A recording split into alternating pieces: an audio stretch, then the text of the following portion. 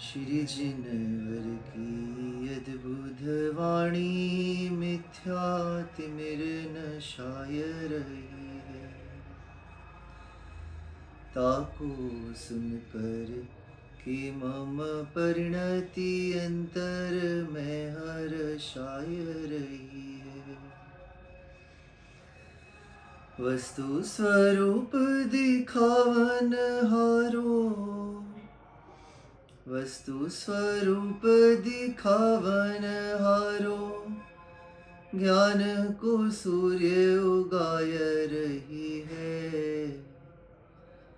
जोड़ की कर द्वे नमन करी नित, जय जय ध्वनि गुंजाय रही है। ज्ञानी मुनिजन मार्ग बताते, चलना भी तो अब स्वीकारो। भव का अंत किया जीवों ने, भेद विज्ञान ही मूल विचारो। कब तक यूं संसार फिरूं मैं, कब तक यूं संसार फिरूं मैं, अब तो माता पर उतारो। अक्षुण ज्ञान का दीप जले नित, सिद्ध शिला में हूँ वास हमारो। केवल ज्ञान का दीप जले नित, सिद्ध शिला में हूँ वास हमारो। सिद्ध शिला में हूँ वास हमारो। पंच परमेष्ठी भगवान की जय। सभी को जय जिनेन्द्र। हमारा विषय शांति पथ प्रदर्शन ग्रंथराज, और धीरे धीरे शांति पथ के पथिक हम सब बनते जा रहे हैं कि नहीं बनते जा रहे हैं? बनते ही जाना है। जीवन में जो संसार है ये पंचम काल, इसका नाम ही क्या है? इस काल का स्वभाव, पंचम काल का नाम क्या है? दुख। दुख ही दुख रहेंगे यहाँ पे, इसका स्वभाव ऐसा है। और इस समय भी वर्णी जी बोलते हैं कि हम सबके भीतर में वो शांति को प्राप्त करने की इच्छा है। ये बहुत सौभाग्य की बात है। इससे बड़ा कोई सौभाग्य नहीं है कि ऐसे पंचम काल में भी जीव को भीतर में अभी शांति प्राप्त करने की कोने में एक इच्छा पड़ी हुई है, जहाँ पर हाय धन, हाय वैभव, हाय इंद्रिय विषय भोग, यही सब चलते हैं। और इसी के अंतर्गत हमने पिछले वाले 2 चैप्टर तो मुझे ऐसा लगता नहीं कि कोई भूल पाया होगा। 2 सेशन ज्ञान धारा कर्म धारा के बहुत सुंदर थे, और मेरा तो पूरे उसी में चलता रहता है कि कब ज्ञान धारा आ गई, कब कर्म धारा आ गई, और कैसे हमको अपनी धाराओं को देखना है। पहली बात तो परिवर्तित करने के लिए गहरा पुरुषार्थ होता है, और हमने उसमें एक बार थोड़ा सा देखेंगे ज्ञान धारा में हमने क्या देखा था। एक तो स्वभज परतज, ज्ञान और कर्म विवेक, कि कहाँ कर्म धारा आ गई, कहाँ ज्ञान धारा आ गई। हमने ये दोनों के निर्णय लिए थे। जब हम हमेशा हमारा अंतरंग हमें शांति की ओर, बैठ जाने की ओर, कर्तृत्व भाव को छोड़ने की ओर, और भीतर में मोह, अटैचमेंट, एक्सपेक्टेशंस को कम करने की ओर होता है, तो वहाँ ज्ञान धारा होती है। और जब जब हमारा अंतरंग बड़ा आकुलित व्याकुलित होता है, विकल्पों से भरा होता है, दूसरों को हमेशा नीचा दिखाने के लिए, दूसरों को हमेशा हमारे अनुसार चलाने के लिए, समझ रहे हैं आप लोग, दूसरों से हमेशा प्रतिस्पर्धा करने के लिए, पांचों इंद्रियों को भोगने के लिए जब हमारा अंतरंग रेडी रहता है, तो वहाँ उस समय कर्म धारा रहती है। ज्ञान धारा हमेशा शांत कर देती है जीव को। कोई बात नहीं, कैसी भी परिस्थिति में आप फंसे हो, वो कर्मधारा अच्छे से अच्छे अनुकूलता में भी आपको विकल्प डाल सकती है, ऐसी है कर्मधारा। कहते हैं एक जगह कि जिसके पास ध्यान की कला है, जिसके पास ध्यान करना आता है, वो ध्यान की जिसके पास कला है, वो स्वर्ण महल में बैठा हो तो भी आनंद बरसेगा। महल के कारण आनंद नहीं बरस रहा है, किसके कारण बरस रहा है? ध्यान के कारण आनंद बरस रहा है। और अगर वो ध्यानी झोपड़ी में बैठा है ना, तो भी आनंद बरसेगा। झोपड़ी और महल का यहाँ विकल्प नहीं है। बात तो है भीतर में जो उसके शांति बरत रही है, कहीं रहे। आज मैं आपको बहुत अच्छा कारण व्यवस्था, ये भी बहुत इंपॉर्टेंट सिद्धांत है। मतलब जैसे कर्मधारा ज्ञानधारा समझे, ऐसी कार्य कारण व्यवस्था, अहो दृष्टि की व्यापकता, जिसके प्रकट हो जाने पर संपूर्ण विश्व व्यवस्था का स्वातंत्र्य हस्तामल कवत स्पष्ट दिखने लगता है, जिसके प्रकट हो जाने पर कर्ता बुद्धि स्वतः किनारा कर जाती है। देखो अभी हम बिल्कुल, आप फॉर्म में जाइए, आप ऐसा समझ लीजिए भी स्वाध्याय के समय कि हम लोग 1 घंटे ना एकदम उस मार्ग में चल रहे हैं, शांति वाला मार्ग। अभी हमारे और दूसरे मार्ग नहीं है कोई दूसरे मार्ग नहीं है। इंडिया से आना पड़ेगा तो अभी कितने मार्ग में, कितने अभी कितनी प्रॉब्लम चल रही ना, ऊपर एयर बेसिस सब बंद है, ये वो हो रहा है सब। अब आप वो मत सोचिए कुछ भी, कौन युद्ध कर रहा है, कौन क्या हो रहा है, वो तो चलते रहेंगे। देखो अभी हम आधे 1 घंटे के लिए ऐसा समझे कि हम शांति पथ के मार्ग में चल रहे हैं। बस हमको जो शांति प्राप्त करनी है उसको हम समझेंगे। कितना अच्छा कह रहे हैं कि जब अहो दृष्टि की व्यापकता, वर्णी जी, जो अंदर में ऐसी दृष्टि प्रकट हो गई, ऐसा इंटेंशन क्लियर हो गया है जीव के, कि वो हो जाने पर ना उसको सारा विश्व ऐसा लगता है कि सब चल रहा है शांति से, सब, हम कुछ करता नहीं कर रहे, हम कुछ कर नहीं, सब अपने आप हो रहा है।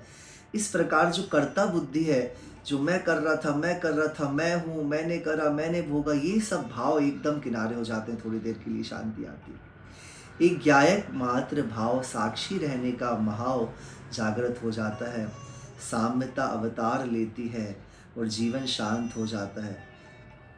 शब्द भी आप देखो, वर्णी जी कितने प्यारे प्यारे शब्द हैं। बस क्या बोल रहे हैं, साम्यता अवतार ले लेती है। साम्यता मतलब शांति। सुनो प्रभु सुनो, आज स्वातंत्र की जय घोषणा हो रही है। विषय विवेक ज्ञान,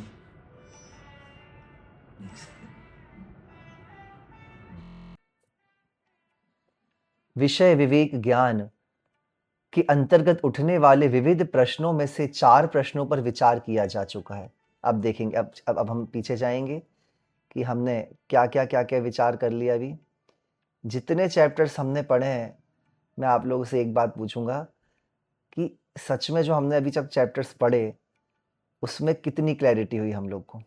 शिल्पी दी, हुई ना?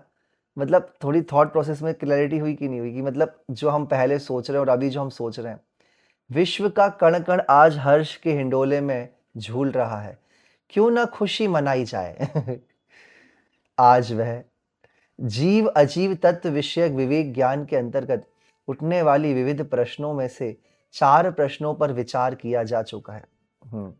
अब हम आगे चलते हैं। 5वां प्रश्न, ये दोनों तत्व किस प्रकार से परस्पर मिलकर बाह्य अभ्यंतर प्रपंच, इस विश्व की लॉजिकल जो तर्कातीत कार्य व्यवस्था जो चल रही है उसका संचालन कर रहे हैं। देखो ये बड़ा एक ट्रिकी क्वेश्चन है हर फिलॉसफी में कि कैसे हो रहा है सब कुछ, कैसे चल रहा है सब।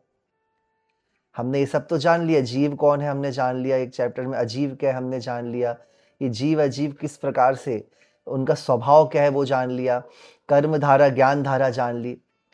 अब यहाँ पे प्रश्न बोल रहे हैं, ये जो प्रश्न हम सॉल्व करेंगे 5वें नंबर का, कि ये सब चल कैसे रहा है।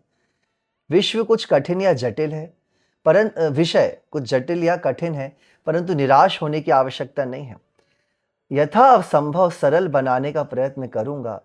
इस विषय की जटिलता को देखकर ग्रंथ को छोड़ना देना क्या बोल रहे हैं वंडी जी, कि ऐसा नहीं कर देना कि आप लोग अब थोड़ा जटिल विषय कठिन विषय आए तो बस अब तो हमने सरल सरल तो सुन लिया, अच्छा लग रहा है, अब ज्ञान धारा में रहना है, कर्म धारा में आने ही नहीं है। मतलब अब ज्यादा जटिल है तो कर्म धारा है, ऐसा ऐसा नहीं मान लेना कि ज्यादा कठिन विषय है तो कर्म धारा आ गई, सरल था तो ज्ञान धारा, ऐसा नहीं है। समझने की कोशिश करना है।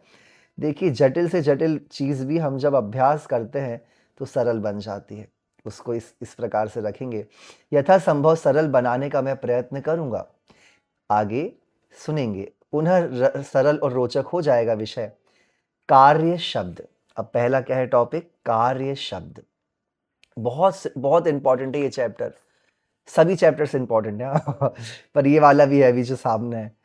अपने जीवन की अशांति का मूल खोजने जाऊं तो प्रत्यक्ष ही है। कार्य शब्द के बारे में विचार करेंगे और 10 सेकंड्स के लिए एक बार आंख बंद करके विचारिए, कार्य शब्द क्या है, उसका मीनिंग क्या है? कार्य, जो हम हमेशा सुनते आ रहे हैं बचपन से, कार्य करो कार्य करो कार्य करो। कार्य शब्द क्या है? अपने जीवन की अशांति का मूल खोजने जाऊं तो प्रत्यक्ष ही है। 24 घंटे की है धरने करने की, बनाने बिगाड़ने की, मिलाने हटाने की दौड़ धूप ही तो जीवन की वह अशांति है जिसे दूर करना इष्ट है। अर्थात मैं हर समय कुछ ना कुछ काम करना चाहता हूँ और कर रहा हूँ, इस बात से बिल्कुल बेखबर कि मैं क्या कर रहा हूँ। सही बात है, क्या करना चाहता हूँ। इस तथ्य की खोज निकालने के लिए पहले मुझे यह निर्णय करना है कि काम जिसके पीछे मैं हर समय लगा रहता हूँ, हर समय मैं क्या कर रहा हूँ? लगा हूँ। किसके पीछे? काम के पीछे लगा हूँ। अब क्या काम कर रहा हूं मैं, ये नहीं पता। इस तथ्य को हमको जानना है कि जिस काम के पीछे मैं लगा हूं वो वास्तव में वो क्या बला है। बला मतलब कि क्या समस्या, ये काम काम काम काम। सुन रहे हैं आप सभी लोग? क्यों लगा हूं उसके पीछे? वर्णी जी प्रश्न कर रहे हैं। आइए विचार करते हैं। देखिए, मैं कह रहा हूं मुझे आज दिल्ली जाना है। दिल्ली, दिल्ली वाले विचारिए कि क्या करना है। सहारनपुर से उठकर, अरे दोनों हैं, तो दिल्ली वाले भी हैं, अलकमा सहारनपुर से उठकर दिल्ली जाने का या अपना स्थान परिवर्तन कर देने का नाम ही तो दिल्ली जाना है, या कुछ और है? बोलिए। सहारनपुर से उठकर दिल्ली जाने का या अपना स्थान परिवर्तन कर देने का नाम ही तो दिल्ली जाना है, या और कुछ? अर्थात दिल्ली जाने का काम अपने स्थान परिवर्तन कर लेने के अतिरिक्त और कुछ नहीं। पुस्तक उठाकर लाओ, ये दूसरा वाक्य है, इसमें भी छिपा है एक काम। विचारिए, पुस्तक उठाकर लाना उसके स्थान परिवर्तन के अतिरिक्त और क्या है? एक स्थान से उठाकर दूसरे स्थान पर पहुंचा देना ही तो पुस्तक उठाकर लाना है, या कुछ और? मेरे लिए एक टेबल बना दो, ये तीसरा वाक्य है। विचार करें तो लकड़ी की हालत बदलकर अन्य विशेष हालत में ला देना। समझ रहे ना? मेज बना दिया। विचार करें कि ये और क्या है? लकड़ी का रूप परिवर्तन करना ही वास्तव में मेज बनाने का काम है। और इसी प्रकार कोई भी लोक का काम करने का विचार कीजिए, वह इन दोनों कोटियों में से किसी ना किसी प्रकार का ही होता है। कोई भी कार्य ले लो संसार में, उठना, धरना, रखना, परिवर्तन कर देना, यही है कार्य। या तो होगा अपना व किसी अन्य का स्थान परिवर्तन करने रूप, या होगा अपना या किसी अन्य का रूप परिवर्तन, या तो अपना परिवर्तन या तो दूसरे का। देखो, आप भोजन बनाते तो क्या कर रहे हो? परिवर्तन ही तो कर रहे हो। गेहूं से आटा बन गया, आटा से रोटी बन गई, सब्जी तो इसकी उसको सुधार के आपने बॉईल कर दिया, फिर वो आपका भोजन बन गई, भोजन से मल बन गया, प्रोटीन बन गया, ये सब चल रहा है परिवर्तन। बस सिद्धांत निकल आता है, इसे याद रखना। सिद्धांत क्या है? आगे प्रकरणों में वो लागू करेंगे। काम कहते हैं स्व तथा पर किसी भी पदार्थ के स्थान परिवर्तन को या रूप परिवर्तन को। बस ये कार्य की परिभाषा हमारे जैनिज्म के अनुसार अभी यहाँ वर्णी जी ने बता दी। ठीक है, अब देखिए, अब सबसे इंपॉर्टेंट, ये जो हर समय लगेगा, ये जो सिद्धांत है हमेशा आपके मुख से निकलेगा कहीं पे भी, चाहे संसारिक कार्य हो चाहे मोक्ष मार्ग के कार्य हो, हर जगह। वो है पंच समवाय। क्या है? पंच समवाय। दिस इज बिल्कुल कोर। अब देखना है कि वस्तु में यह कार्य करने किए जाने की व्यवस्था कैसे होती है, और काम कौन करता है, किसके द्वारा करता है, किसके लिए करता है, किसमें से करता है, और किसके सहारे करता है। कितनी चीजें हो गई?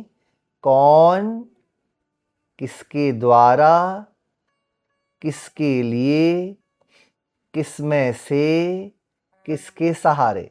ये 5 चीजें समझेंगे। अब जब तक स्पष्ट रूप से यह बात जान ना लूँगा, मेरी पूर्व की धारणाओं में अंतर पड़ना असंभव है, जिसके बिना इस करने धरने की व्यग्रता से छुटकारा मिलना असंभव है। अतः शांति के उपासक के लिए वस्तु, देखो कितना अच्छा शब्द है, उपासक किसके हैं हम? जिनेंद्र भगवान के उपासक हैं कि शांति के उपासक हैं? आ, जितनी अभी युद्ध हो रहे हैं संसार में, वो किसके कारण हो रहे हैं? धर्म के कारण हो रहे हैं। वो ज्यूस इस्लामिक, इस्लाम को करेंगे इस्लाम, ज्यूस, ओनली धर्म की लड़ाइयाँ हैं। अभी आप देखें तो कुछ नहीं है, ओनली धर्म के नाम पे लड़ाइयाँ हैं। किसके उपासक हैं? अपने अलग अलग भगवानों के उपासक थे, पर शांति जो उनके भीतर थी उसके उपासक नहीं बने हम। और हम, मेरे को तो ऐसा लगता है ये कितना अच्छा बोला वर्णी जी ने, शांति के उपासक के लिए वस्तु की कर्ता कर्म या कार्य कारण व्यवस्था का परिचय पाना अत्यंत आवश्यक है। यद्यपि विषय कुछ सैद्धांतिक रूप धारण करने करके अवतरित होगा अब, जो मेरी शैली, वर्णी जी खुद कह रहे मेरी शैली के विरुद्ध है, मैं भी सरल भाषा में करता हूँ, पर अब मैं क्या करूँ? वर्णी जी क्या कह रहे, मैं क्या करूँ? इसके बिना काम नहीं चल सकता मेरा भी। अपनी पुरानी धारणाओं को तोड़ने के लिए मुझे वस्तु व्यवस्था पढ़नी ही होगी और पढ़ानी भी होगी। विषय संभवतः कुछ कठिन लगेगा, परंतु ध्यान दोगे तो कुछ कठिन ना पड़ेगा, क्योंकि हर बात अनुभव में आएगी, आ रही है, पहले से आपको पता नहीं है। आवश्यकता केवल इस बात की है कि यदि धारणाओं में पहले का कोई पक्ष पड़ा है तो थोड़ी देर के लिए उसे छोड़ दीजिए। बस ये आप कर लीजिए। आप लोग कौन हैं? जैन, मनुष्य, स्त्री, पुरुष, ज्ञानी, जो जो अपन ने टैग लगा के रखे हैं, जो जो दिमाग में चीज़ें हैं, जो जो आप मानते हैं, वो सब छोड़ दीजिए थोड़ी देर के लिए। कि कर्म घुमा रहे हैं, कि हम तो आत्मा है, कि हमको मोक्ष जाना है, कि हम संसारी हैं।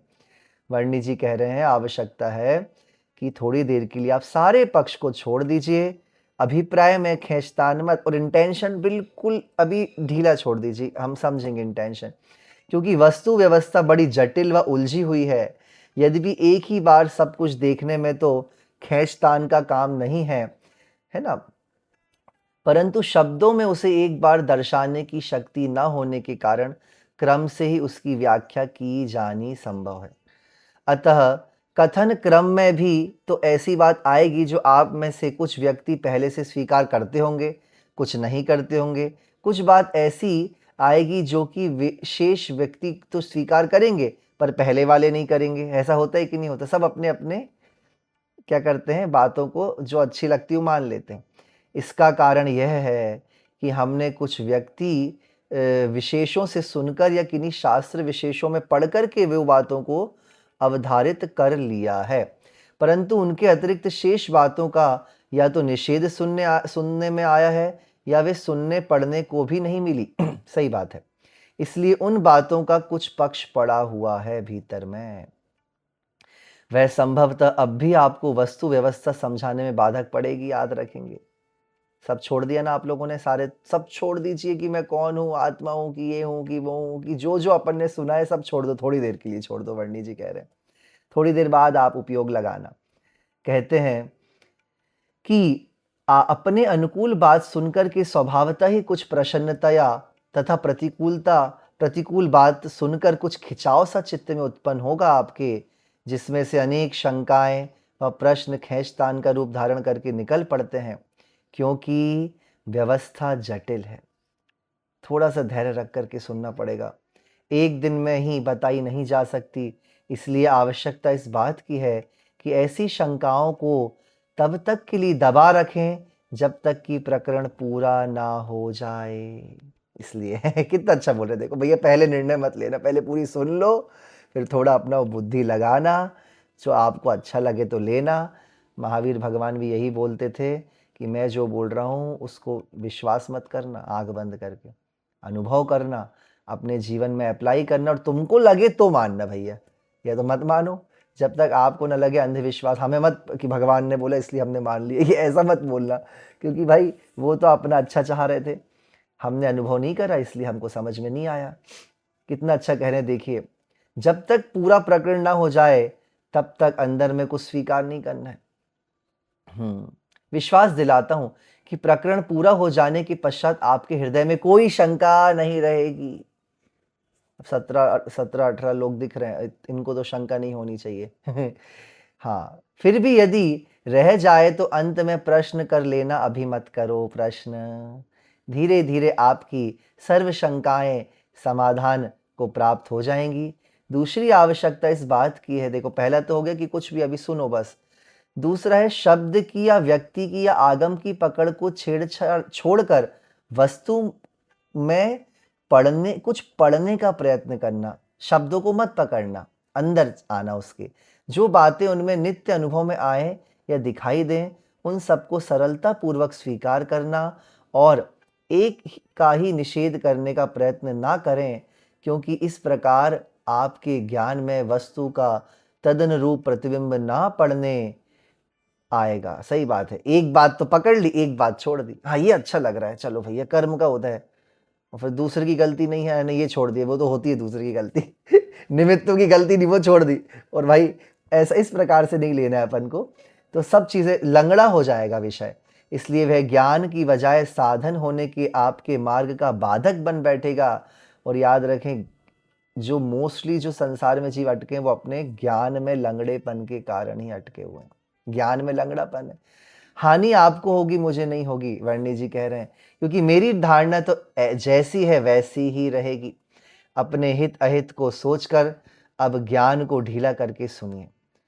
पदार्थ के स्वभाव, नेचर या पारिणामिक भाव को लक्ष्य में लेकर के पदार्थ का विचार करने पर ही यह रहस्य समझ में आ सकता है। उसकी शुद्ध व अशुद्ध जो व्यंजन पर्यायों को लक्ष्य में लेने से नहीं। देखिए, अब मैं आपसे एक चीज़ पूछूंगा, जहां आप लोग बैठे हैं, है ना, तो जहां आप लोग बैठे हैं, आप आसपास एक बार देखें, जो जो वस्तुएं रखी हैं ना, तो वो जो वस्तुएं अभी जिस रूप में आप लोग देख रहे हैं ना, वो है पर्याय रूप में। ठीक है, दो चीजें याद रखेंगे, पर्याय रूप में देख रहे हैं। और जो आपको दिख रही है, आंखों से दिख रही ना, चीजें दिख रही हैं, दीवार दिख रही है, गेट दिख रहे हैं, जो चीजें रखी हैं आसपास, उसको बोलते हैं, वो मोटी मोटी जो दिखने में आती है उसको बोलते हैं व्यंजन पर्याय। ऐसी अवस्थाएं वस्तु की जो मोटी मोटी पकड़ने में आ रही हैं, वो क्या कहलाएंगी? व्यंजन पर्याय। और जो सूक्ष्म सूक्ष्म परिवर्तन होता है उसको बोलते हैं अर्थ पर्याय। ये मतलब क्लिष्ट सैद्धांतिक सब शब्द हैं, पर मैं एक बार आपको बता दे रहा हूं क्योंकि शब्द आए हैं इसलिए। देखिए मेरी बात सुनिए, जो बाल सफेद हुए हैं वो एकदम से हो गए? अंदर अंदर कुछ चेंजेस आपको नहीं पता चला, पर अंदर अंदर प्रोसेस चल रही थी कि नहीं? वो प्रोसेस कहेगी अर्थ पर्याय। जो अंदर अंदर परिवर्तन हो रहा था वो अर्थ पर्याय कहलाएगी। ठीक है ना? और जो एकदम से बाहर प्रकट होके जो चीज दिखने लगी उसको बोलेंगे व्यंजन पर्याय, मतलब मोटी मोटी पकड़ में आ गई। टमाटर रखा है, आपको क्या टमाटर एक दिन दो दिन तीन दिन दिख एक सा रहा है, पर अंदर जो टेस्ट चेंज हो गया है उसका, वो दिख रहा है क्या आपको? नहीं दिख रहा ना। वो कब पता चलेगा? जब आप उसको सुधारेंगे। तो जो अंदर अंदर जो स्वाद चेंज हुआ उसको बोलेंगे अर्थ पर्याय, जो चेंजेस आ गए। और जो बाहर से वो छोटा हो गया, सड़ गया, उसको बोलेंगे व्यंजन पर्याय, जो दिख जाती है। ठीक है ना? तो ये पर्याय, पर्याय मतलब फॉर्म, अलग अलग दशा जो वस्तु की हो रही है। ठीक है? अब इसलिए वर्णी जी आज क्या बोल रहे हैं कि जो आप वस्तु को समझेंगे उसमें आपको ऊपरी ऊपरी पर्याय को नहीं देखना है, ऊपर ऊपर की दशा को नहीं देखना है। जहां आप अभी देख रहे हो ना, ये घर कैसा हो गया, ये दरवाजा कैसा हो गया, कपड़ा कैसा हो गया है, पर्यायों को नहीं देखना है, मूल वस्तु को देखना है। मूल वस्तु क्या है? टमाटर भी क्या है देखा जाए तो? वनस्पति काय, मतलब अब पुद्गल बचा है। चश्मा क्या है? पुद्गल है। वस्त्र क्या है? पुद्गल है। घर क्या है? पुद्गल है। पुद्गल के रूप में अभी देखना है उसको। सूक्ष्म आध्यात्म का परिचय पाने के लिए उसकी शुद्ध अशुद्ध पर्याय, सूक्ष्म आध्यात्म का परिचय पाने के लिए अंदर में स्थित दृष्टि की आवश्यकता है। कैसी दृष्टि की आवश्यकता है? अंदर में। चंचल दृष्टि में उसका प्रवेश नहीं हो सकता, याद रखें, स्थिर दृष्टि चाहिए। बाहर की चंचलता अलग होती है, भीतर की अलग होती है। आचार्य श्री हमेशा बोलते थे, मैंने तो 2-3 बार सुना है उनके मुख से, कि जो चंचल व्यक्ति होता है, चंचल होता है ना जिसका चित्त, वो जल्दी वैराग्य को प्राप्त होता है। तो चंचलता बाहर की नहीं होनी चाहिए, इस अंदर की, बाहर की होए तो कोई प्रॉब्लम नहीं, भीतर की चंचलता नहीं होनी चाहिए। भीतर में तत्व को समझने के लिए स्थिरता होनी चाहिए। हम कई बार कहते हैं ना, कितने मस्ती कर रहे हैं, कितने मजाक करते हैं, वो वाली चीज अलग है, पर भीतर में हमको वस्तु को समझने के लिए स्थिरता होनी चाहिए। चंचल दृष्टि नहीं, भीतर में स्थिरता लाइए कि हमको जानना है, क्योंकि प्रसंग आने पर वह दृष्टि अपने लक्ष्य से बहक जाती है। सही बात है। ज्ञान में तन्मय होने के कारण आत्मा का काम जानने के अतिरिक्त और कुछ भी नहीं है। देखिए मैं कैसे कैसे इसको बताऊं आपको चंचल और स्थिरता में। जैसे अभी आप लोग सुन रहे हैं, अब आप लोग सुन किस लिए, अरे बस सुन लेते हैं, अच्छा लग रहा है, जैन है इसलिए सुन ले रहे हैं। अब क्या करें, थोड़ा पुण्य इकट्ठा करने के लिए सुन ले रहे हैं, समझ रहे हैं।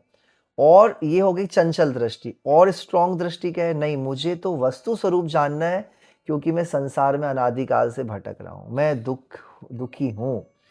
चाहे मेरे पास बाहर का वैभव है, सब कुछ है, पर मैं अभी दुखी हूं, और मुझे उसको जानने के लिए, उसको समझने के लिए मैं जानना चाहता हूं तत्व को। ऐसी किस किस की दृष्टि है बताइए, ऐसा इंटेंशन किस किस का है कि नहीं वो तो अच्छा लगता है इसलिए शांति पथ प्रदर्शन सुनने में अच्छा लग रहा है, आप इतने अच्छे से सुना रहे हो, अब जैन कुल में आ गए तो सुन लें, क्या करें अब थोड़ा कुछ कर ले।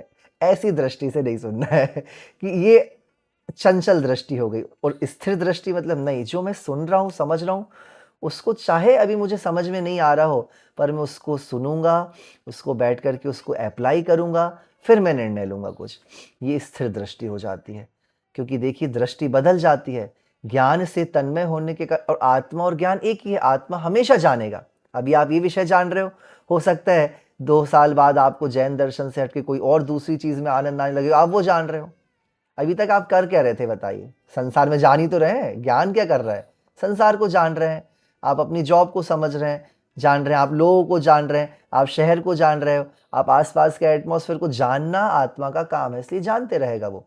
इस बात को स्वीकार कर लेने पर भी घट बनाना कुम्हार का काम नहीं है। जब ऐसा समझाने का अवसर आता है तो तुरंत वह जो अंदर का इंटेंशन है, नहीं घड़ा किसने बनाया, घड़ा कौन बनाता है, मुख से तो यही निकलेगा कि कौन कौन बनाता है, कुम्हार बनाता है।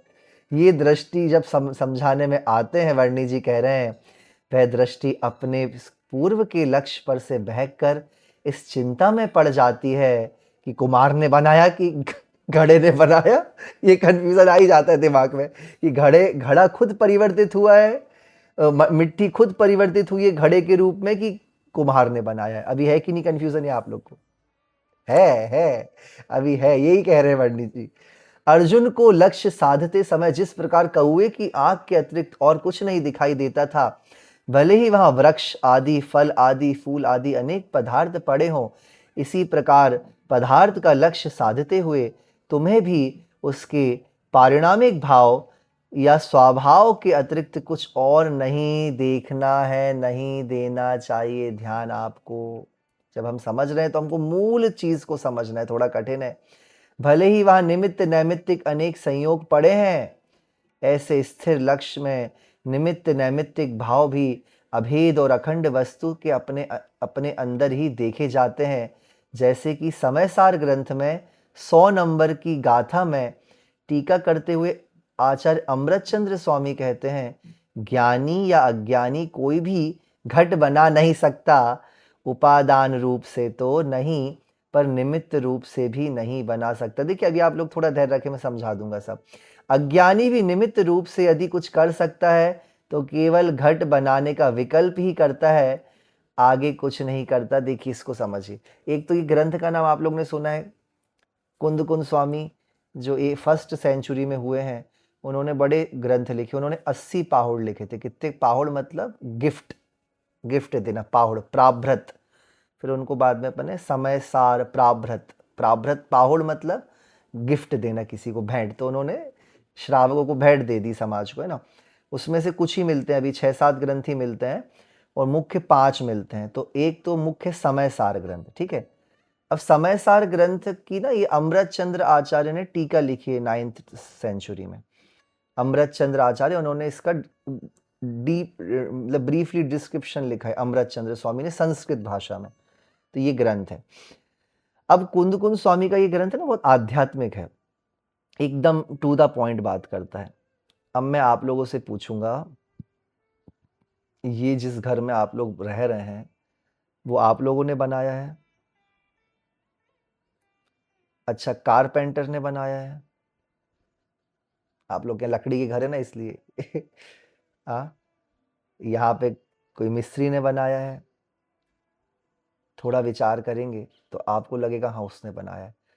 पर और गहरी, अभी ये तो माइलस्टोन हो गया, और हम दूर जाएंगे, किससे बना है? मिट्टी से बना है, रेत से बना है ना? मिट्टी से बना है ना? अब ये बताइए, वो मिट्टी में अगर पानी में घुल करके, सीमेंट में घुल करके ऐसी योग्यता नहीं होती तो बन सकता था क्या? क्या ये घर आटे से बन सकता था? गेहूं के आटे से? वो भी तो पाउडर है। आप समझ रहे हैं ना हम कहां तक गए? एकदम ये बोल रहे हैं बिल्कुल एंड ऑफ द मोमेंट तक चले जाओ, जहां आप कुछ नहीं है। तो कहते हैं जैसे जो आपने बुक पकड़ी है, शिल्पी दी बुक, क्या वो बुक में जो जिससे पेज बने, अगर उसमें पेज बनने की योग्यता नहीं होती उन पदार्थों में, तो बन पाता क्या? ऐसे ही वो बोल रहे हैं कि खेती किसान ने करी है, पर अगर पौधे, तो अगर वो जो बीज है, बीज में पौधे बनने की शक्ति नहीं होती तो क्या किसान कुछ कर पाता? ये प्रश्न पूछा जा रहा है। अगर पौधे में बीज बनने की शक्ति नहीं होती और सारी चीजें मिलकर के सारे निमित्त रहते, पानी रहता, मिट्टी रहती, किसान रहता, मशीन रहती, सब चीजें रहती, तो क्या बीज में पौधे बनने की शक्ति नहीं होती तो क्या उसमें कुछ आगे कुछ हो सकता? प्रोसेस नहीं हो सकता। तो यही बोला जा रहा है कि मूल कहाँ है? ज्ञानी हो चाहे अज्ञानी हो, मिट्टी से घड़ा नहीं बना सकता, मिट्टी में घड़े बनने की योग्यता छुपी हुई है। समझ में आ गया आप लोग को? अभी आएगा और आएगा, अभी आप लोग, अपन जैसे जैसे गहरे जाएंगे तब आगे पढ़ते हैं, देखेंगे। वस्तु की कार्य व्यवस्था में हम 5 बातें समझेंगे। अब जो पूरे संसार में जो व्यवस्था चल रही है उसमें 5 बातें समझेंगे। कौन कौन सी है? वस्तु का स्वभाव, नेचर, नेचर क्या है? दूसरा, किसी ना किसी अन्य बात का संयोग या निमित्त, और किस किस बातों का वहां निमित्त मिल रहा है। पहला है नेचर, दूसरा है कौन कौन से समागम मिल रहे हैं, संयोग मिल रहे हैं उस वस्तु की व्यवस्था में, ठीक है ना गौतम भैया? तीसरा, वस्तु का पुरुषार्थ, वस्तु का पुरुषार्थ, पुरुषार्थ किस दिशा में वो वस्तु कर रही है या हो रहा है पुरुषार्थ। चौथा है काल, टाइमिंग, समय, काल, समय की का नियतपना या काल लब्धि, ठीक है, वो टाइम क्या है? काल। और पांचवा है भवितव्यता। पांचवा क्या है? भवितव्यता। इन पांचों का क्रम से विश्लेषण हम करेंगे। ध्यान से सुनना और ज्ञान में सबको एकत्रित करते रहना, एक को भी मत छोड़ना, वर्णी जी कह रहे हैं, क्योंकि कार्य व्यवस्था में पांचों ही बातें समान रूप से आवश्यक हैं, या कहें कि पांचों ही बातें जो हैं वो वस्तु व्यवस्था का अंग हैं।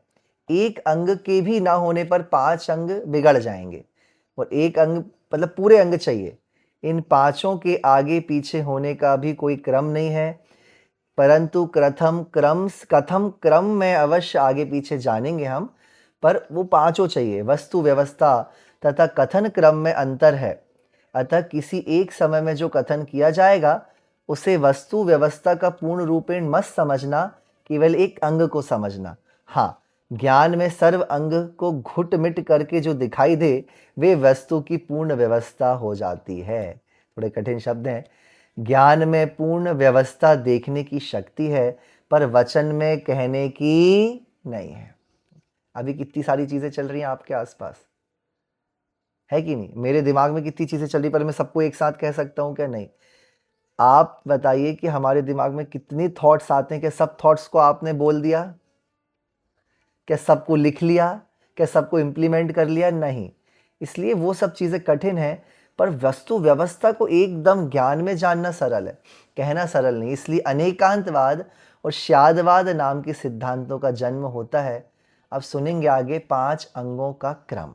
अब सुनेंगे पहला क्या बोला, याद कर ले 5 समवाय, पांचों कौन कौन से। पहला कौन सा है?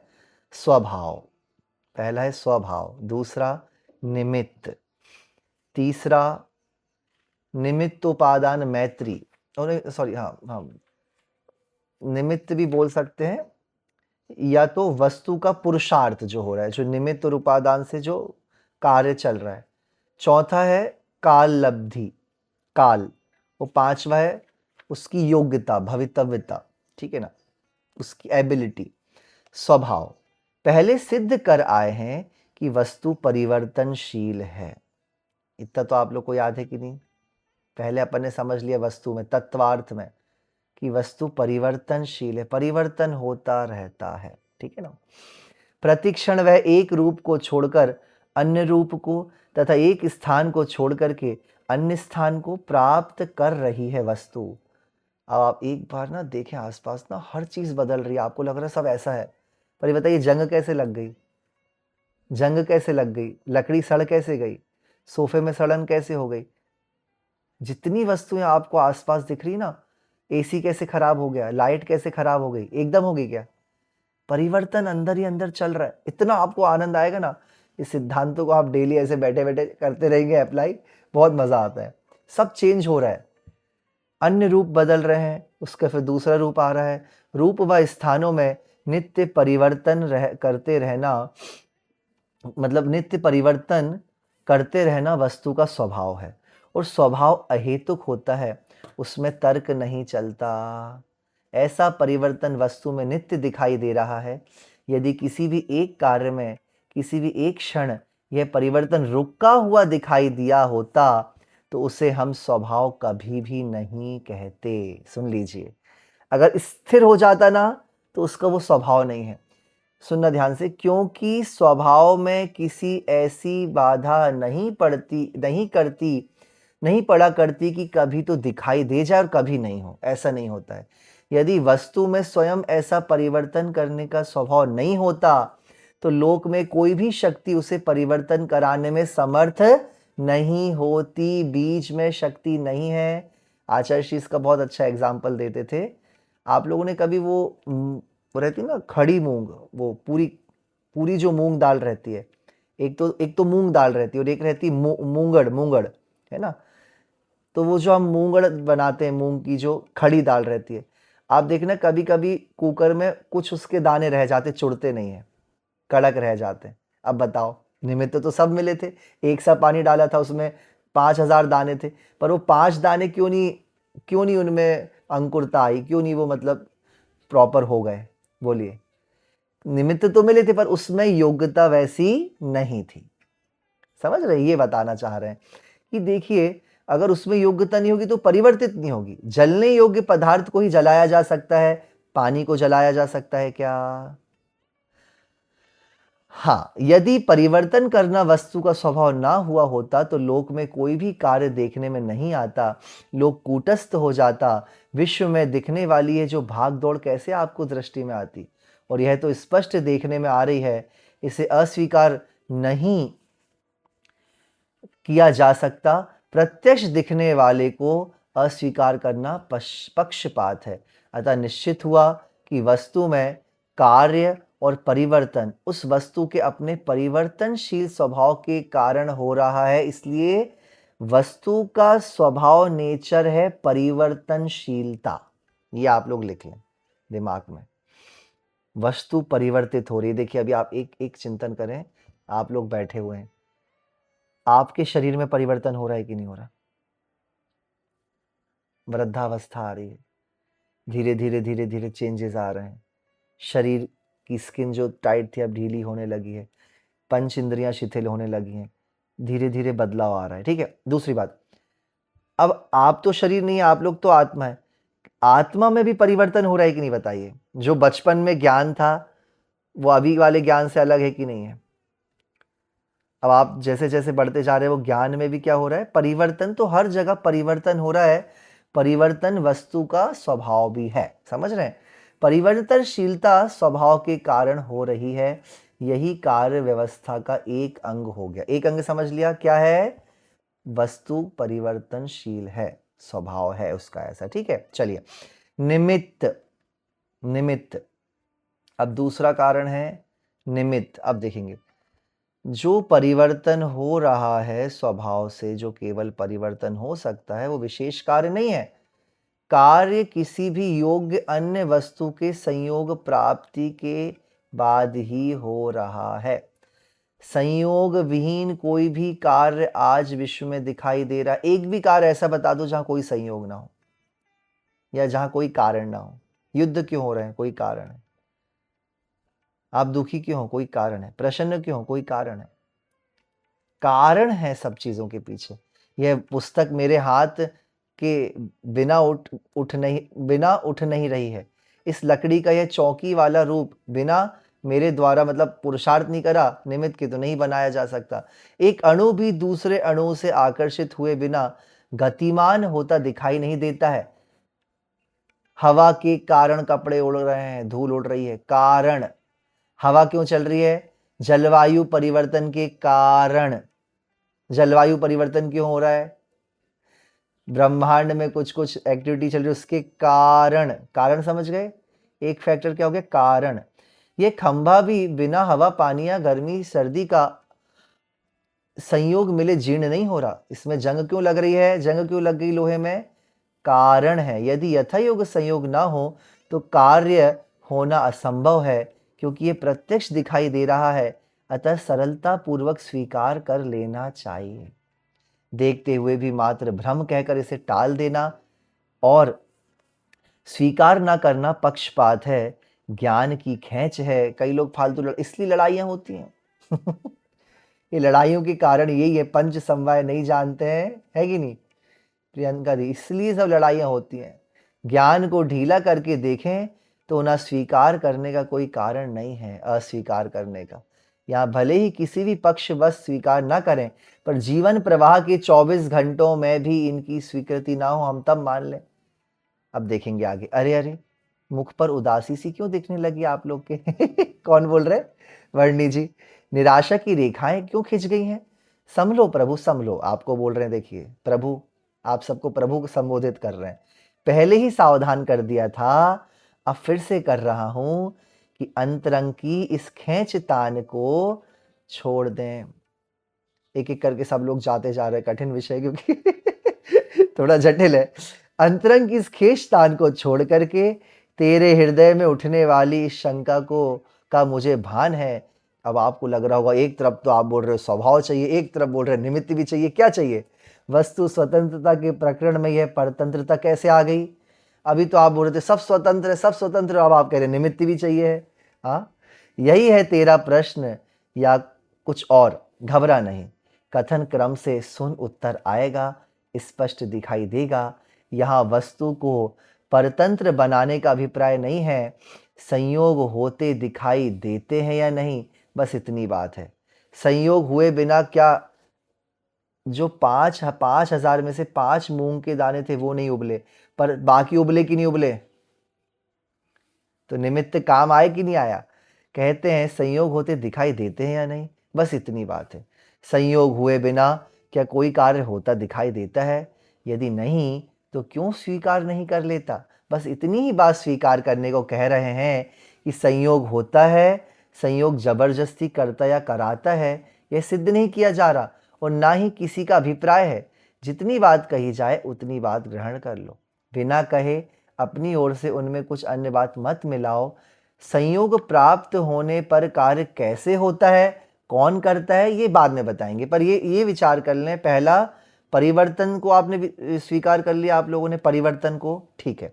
अच्छा, दूसरा, आप लोगों ने निमित्तों को स्वीकार कर लिया। अच्छे बुरे मत लगाओ अभी कि इस निमित्त से ये बुरा हो गया, इससे अच्छा हो गया, स्वीकार कर लीजिए बस। आगे विषय अब आगे समझेंगे। अतः कार्य व्यवस्था में संयोग या निमित्त का होना भी एक आवश्यक अंग है, उसके बिना कार्य नहीं होता है। निमित्त केवल उपस्थित मात्रों ऐसा भी नहीं है, सुन लीजिए। कई लोग बोलते हैं निमित्त तो बस हैं, काम तो मैं ही कर रहा हूं, आत्मा ही कर रही है।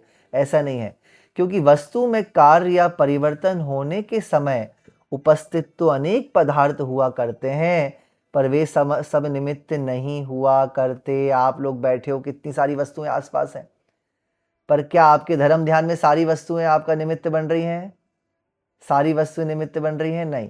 निमित्त तो उन उपस्थित पदार्थों में से हम उन्हीं पदार्थों को कहते हैं निमित्त जो स्वयं भी उस परिवर्तन के अनुरूप कुछ कार्य कर रहे हैं। जैसे अभी आपका फोन है, वो आपको आवाज रिफ्लेक्ट करके दे रहा है, तो वो भी थोड़ा काम कर रहा है।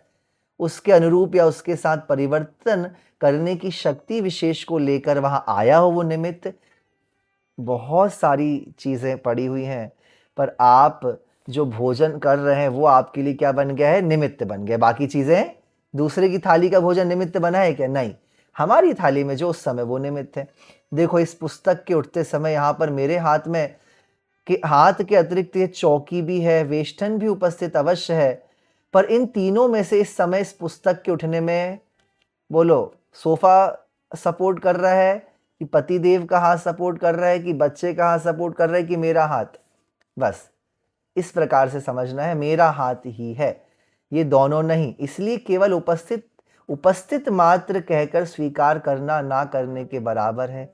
इसलिए शब्दों की खींचतान को छोड़ करके व्यवहार में निमित्त कहे जाने वाले निमित्त के कर्तापने के वाक्यों पर हंसने की बजाय उनको यथायोग्य स्वीकार कर लेना ही तेरे ज्ञान की सरलता का द्योतक होगा। बहुत कठिन हो गया। ऐसा तो नहीं हो रहा आप लोगों की आप लोग एकदम अब तो भैया हम लोग कर्म धारा में प्रवेश करने वाले हैं। समझ आएगा समझ में।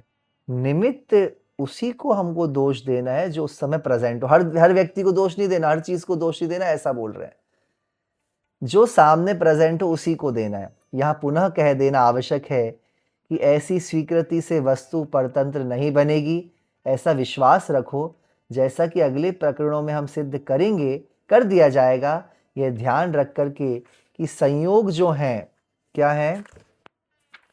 संयोग की दृष्टि से बात हो रही है। संयोग मतलब जो सारे निमित्त मिले हैं, स्वभाव या अन्य दृष्टि से नहीं।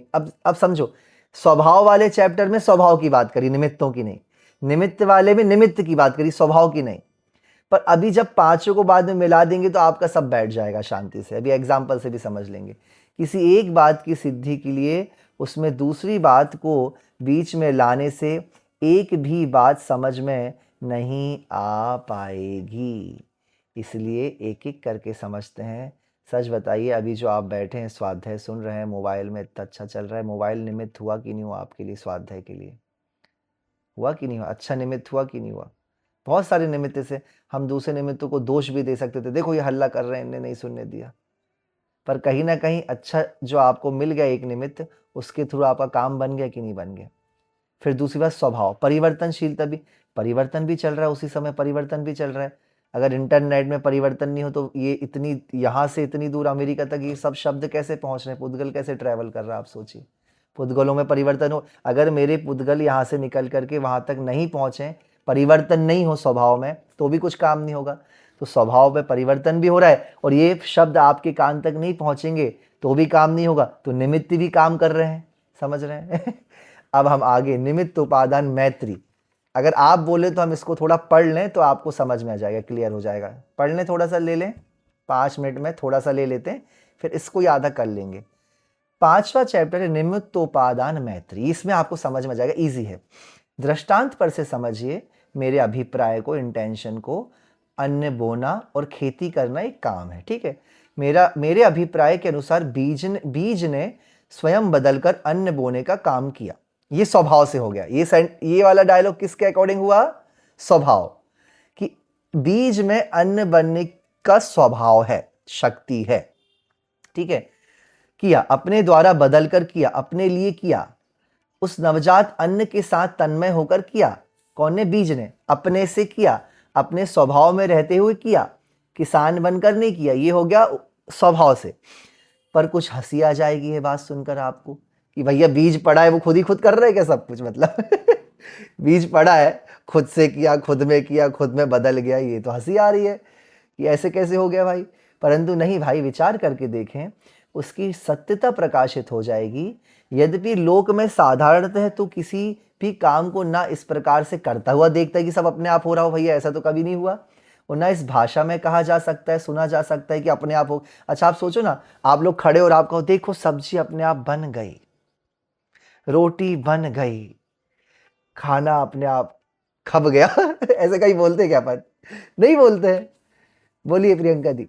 टिफिन का लंच बन गया, बच्चे लेके चले गए, उन्होंने खा लिया। मतलब ये बोलने में अच्छा लगता है, पर ऐसा हो जाए तो अच्छी बात नहीं, पर होता तो नहीं है ऐसा। सब चेंजेस दिखते रहते हैं हमको।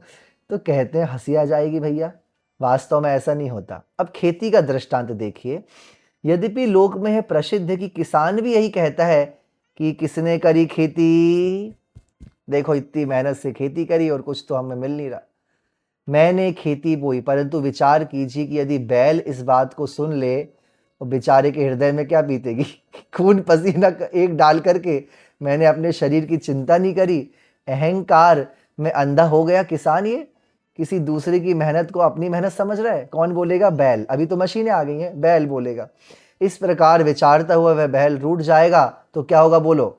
अगर बैल रूठ जाए कि तुम हमें क्रेडिट नहीं दे रहे हो, हम नहीं करेंगे, चलो अब किसान क्या करेगा बोलो? हाँ, क्या कर सकता है? किसान का सारा अहंकार पानी बहकर बह जाएगा। सुलह करनी पड़ेगी, अच्छा चलो बैल भैया तुम्हारा भी थोड़ा हमारा भी थोड़ा, ठीक है, अच्छा भाई बिगड़ मत, क्षमा कर दे, गलती हो गई, सारे काम में आधा आधा कर लेते हैं, चल उठ। अब इसी प्रकार हल से, कुएं से, रहट से, पानी से, मिट्टी से और बीज से सुलह करते करते किसान को पता चलेगा कि मेरा क्रेडिट तो खत्म ही हो गया है। सब बाढ़ दिया उसने, सबको बांट दिया उन्होंने, कितना बचा उसके पास बोलो? तूने भी करा, तूने भी करा, तूने भी करा।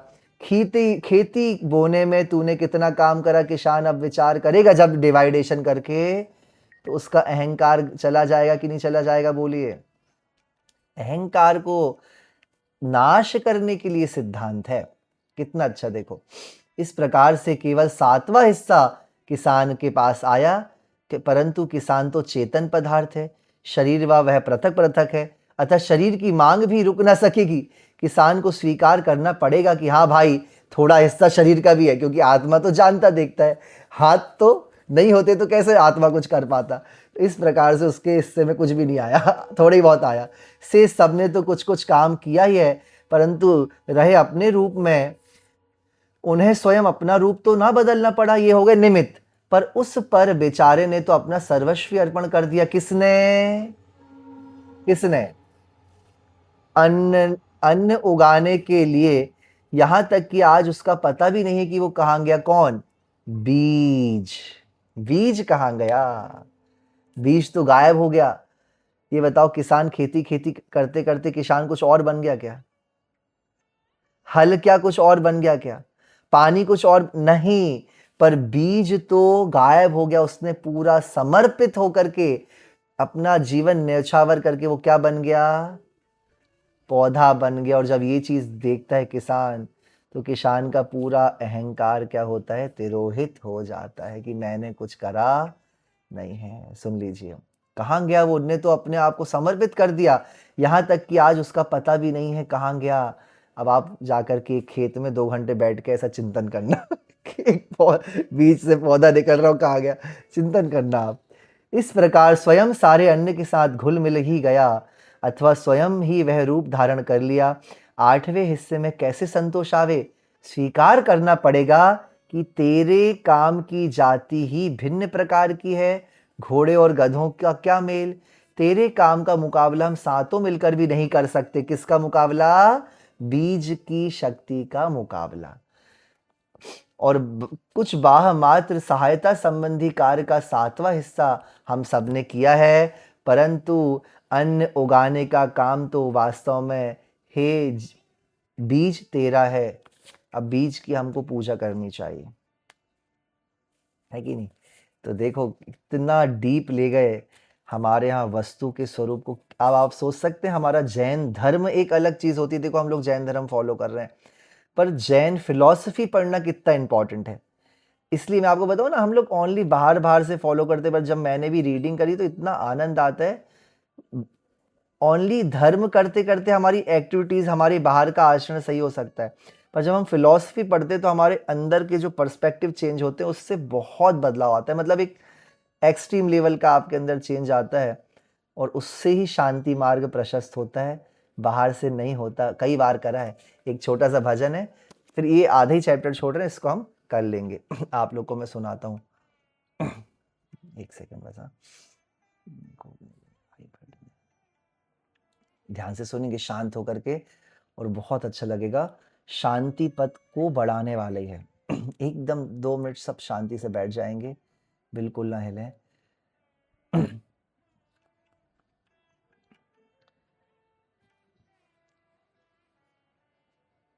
मायामय संसार में 5 रतन हैं सार। साधु मिलन नरु प्रभु भजन, आत्म ध्यान उपकार। संसार की सब वस्तुएं बनती बिगड़ती हैं सदा, नहीं एक सी रहती कभी बदला करे हैं सर्वदा। आत्मा सदा है एक रस गत, क्लेश शाश्वत मुक्त है। ऐसा जिसे निश्चय हुआ, होता तुरत ही शांत है। ऐसा जिसे निश्चय हुआ, होता तुरत ही शांत है। क्या संपदा क्या आपदा, प्रारब्ध वश सब आए हैं। ईश्वर उन्हें नहीं भेजता, निज कर्म वश सब आए हैं। ऐसा जिसे निश्चय हुआ, रहता सदा निश्चिंत है। नहीं हर्षता नहीं सोचता, होता तुरत ही शांत है। नहीं देह में नहीं देह मेरा, शुद्ध हूँ मैं बुद्ध हूँ, कूटस्थ हूँ निसंग हूँ, नहीं देह से संबंध हूँ। ऐसा जिसे निश्चय हुआ, फिर क्या उसे एकांत है। बस्ती रहे जंगल बसे, होता तुरत ही शांत है। आश्चर्य है यह विश्व माया, वस्तुतः कुछ है नहीं, सब है सहज सामान्य शाश्वत, जगत कुछ मेरा नहीं। निष्काम चिंतन वो करे, चिंता रहित वो कांत है। ऐसा जिसे अनुभव हुआ, रहता सदा वह शांत है। ऐसा जिसे अनुभव हुआ, रहता सदा वह शांत है।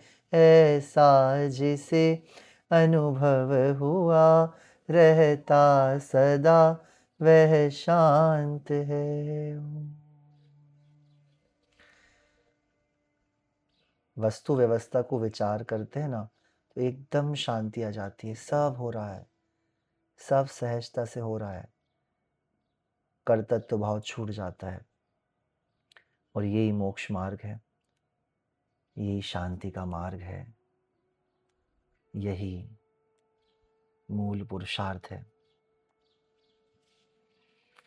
यही हमको करना है। और ऐसे ही शरीर छोड़ने के पहले इस प्रकार से अलौकिक शांति हमारे भीतर आ जाए, जिससे नेक्स्ट संसार का बढ़ना कम हो जाएगा। इतना ही पुरुषार्थ हमको करना है। ओम जिनवाणी स्तुति करी। धन्य धन्य जिनवर की वाणी, आत्मबोध का हेतु है। निज आत्म से परमात्म में मिलने का एक सेतु है। जहाँ जहाँ पर द्रव्यागम है, उनको भाव सहित वंदन। नमन भाव श्रुत धर को मेरा, मैटो भव भव का क्रंदन। जय बोलिए पंच परमेष्टि भगवान की जय। द्वादशांग जिनवाणी माता की जय। सद्गुरुदेव की जय। समस्त निर्ग्रंथ मुनिराजों की जय। आज के आनंद की जय। और आप सबके भीतर विराजमान शुद्ध तत्व की जय जय जय। सभी को जय जिनेन्द्र। जय जिनेन्द्र। बढ़िया सेशन रहा।